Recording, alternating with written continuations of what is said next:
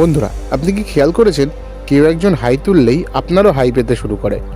এমনকি শুধু ভিডিওতেই কাউকে হাই তুলতে দেখলেও আপনার হাই চলে আসে।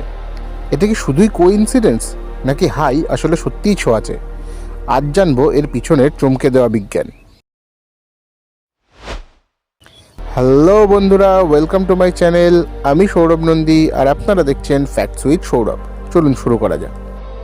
বন্ধুরা, এই জিনিসটা বুঝতে গেলে প্রথমেই আমাদের একটা জিনিস জানতে হবে, সেটা হচ্ছে হাই আসলে কি। আমরা যখন ক্লান্ত হই, ঘুম পায় বা মনোযোগ কমে যায়, তখন শরীর স্বাভাবিকভাবে একটি রিফ্লেক্স অ্যাকশন করে, সেটাই হলো হাই। হাই তোলার সময় আমরা গভীরভাবে শ্বাস নিই, ফুসফুসে বেশি পরিমাণে হাওয়া যায়, হৃদস্পন্দন সামান্য বেড়ে যায় এবং কয়েক সেকেন্ডের জন্য শরীর পুরো ঠান্ডা হয়ে যায়। অনেকেই মনে করেন হাই শুধুমাত্র শরীরে অক্সিজেনের ঘাটতির কারণে ঘটে, কিন্তু এই কথা পুরোপুরি সঠিক নয়। আধুনিক গবেষণাতে হাই তোলার এছাড়াও বিভিন্ন কারণ দেখানো হয়েছে। তাহলে এবার আসি আসল প্রশ্নে, একজন হাই তুললে অপরজনেরও কেন হাই ওঠে? বন্ধুরা, এর পিছনে রয়েছে আমাদের মস্তিষ্কের একটি বিশেষ ব্যবস্থা, যাকে বলা হয় মিরর নিউরন সিস্টেম।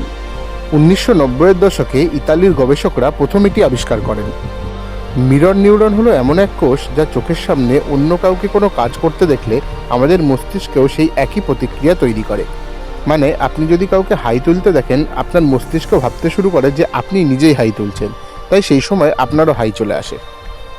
বন্ধুরা, এই সম্পর্কে আরও একটি মজার বিষয় হলো, যারা একটু বেশি সংবেদনশীল বা এমপ্যাথেটিক হন, তাদের মধ্যে হাই তোলার প্রবণতা অনেক বেশি দেখা যায়। এমপ্যাথিকতার অর্থ হলো অন্যের অনুভূতি নিজের মধ্যে অনুভব করার ক্ষমতা। মানে, আপনি যদি কারোর সাথে ইমোশনালি কানেক্টেড হন, তাহলে তার হাই আপনার মধ্যে খুব সহজেই ট্রিগার হবে। অন্যদিকে কিছু মানুষের ক্ষেত্রে এর ঠিক উল্টোটাও দেখা যায়, অর্থাৎ হাই শুধু শারীরিক নয়, এটি সামাজিক যোগাযোগেরও অংশ। বন্ধুরা, এই বৈশিষ্ট্য শুধুমাত্র মানুষ না, অন্যান্য প্রাণীদের মধ্যেও দেখা যায়। যেমন গবেষণায় দেখা গিয়েছে যে কিছু কিছু ক্ষেত্রে মালিক হাই তুললে তার পোষ্য কুকুরটিও হাই তোলেন। এটি প্রমাণ করে যে হাই সোশ্যাল বন্ডিংয়ের সঙ্গে যুক্ত। আবার অন্য একটি থিওরি অনুযায়ী হাই তোলার মাধ্যমে মস্তিষ্ক ঠান্ডা হয়, অর্থাৎ যখন আমরা গভীরভাবে শ্বাস নেই, ঠান্ডা বাতাস রক্ত প্রবাহকে প্রভাবিত করে এবং ব্রেন টেম্পারেচার কমাতে সাহায্য করে, ফলে মনোযোগ কিছুটা বাড়ে। তাই অনেক সময় কাজ করতে করতে মনোযোগ কমে আসলেও আমাদের হাই আসে। এখন একটা মজার প্রশ্ন, এই ভিডিও দেখতে দেখতে কি আপনারও হাই এসেছে?